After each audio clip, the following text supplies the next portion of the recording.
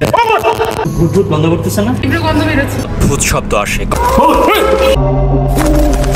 চট্টগ্রাম বিশ্ববিদ্যালয় পাহাড়ে ঘেরা সবুজে ঢাকা এই শান্ত নিঃস্বর্গে লুকিয়ে আছে এক ভয়ঙ্কর গোপন রহস্য। ছাত্রছাত্রীদের মুখে মুখে ঘুরে এক না ভূতের বাড়ি। একটা সময় এখানে নাকি থাকতেন একজন কেয়ারটেকার। হঠাৎ এক রাতে কোনো এক অদ্ভুত কাণ্ড ঘটে যায়। লোকটা আর কখনো ফেরেনি। তারপর থেকেই এই জায়গায় রাত হলে শোনা যায় অদ্ভুত সব শব্দ, দেখা যায় ছায়ামূর্তি, কেউ বলে রক্তমাখা শাড়ি পরা এক নারী এখানে রাতভর হেঁটে বেড়ায়। আর তাই সমাবর্তন উপলক্ষে ভূতেরাও আয়োজন করছে ভূতার বর্তন। সমাবর্তন হচ্ছে ভূতের বাড়ির ভিতরে হচ্ছে।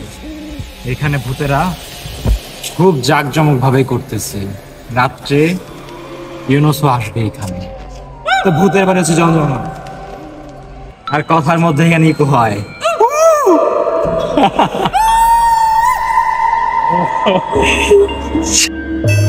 রাত বাড়লে ভূতের বাড়ি আর একটা পরিত্যক্ত ইমারত থাকে না, এটা যেন এক জীবন্ত প্রাণী হয়ে ওঠে, আপনার নাম ধরে ডাকে।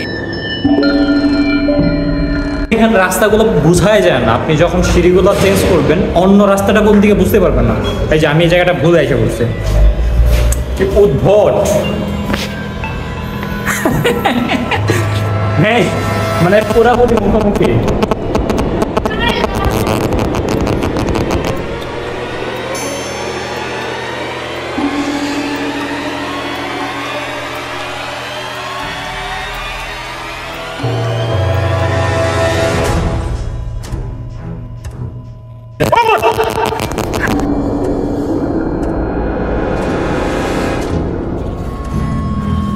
এই নিধি, একটু ভূত ভূত বন্ধ করতেছে না, তীব্র গন্ধ বেরোচ্ছে।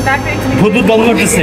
এই ভাই, ভূত ভূত বন্ধ করতেছে না? হ্যাঁ হ্যাঁ হ্যাঁ, মাছ পুরা মাছ পুরা।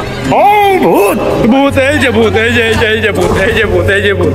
চট্টগ্রাম বিশ্ববিদ্যালয়ের ভূতের বাড়ি নিয়ে নানা গুজব, গল্প আর কৌতূহলের ছড়িয়ে আছে ছাত্রদের মুখে মুখে। অনেকেই বলে রাতের বেলায় বাড়িটা থেকে অদ্ভুত শব্দ আসে, কখনো হাসি, কখনো কান্না, কখনো পায়ের শব্দ। কেউ কেউ দাবি করেন বিদ্যুৎ না থাকলেও ভেতর থেকে হালকা আলো দেখা যায়। কিছু ছাত্রছাত্রী বলেন দূর থেকে দেখলে জানালায় কোনো অদ্ভুত ছায়ামূর্তি দেখা যায়।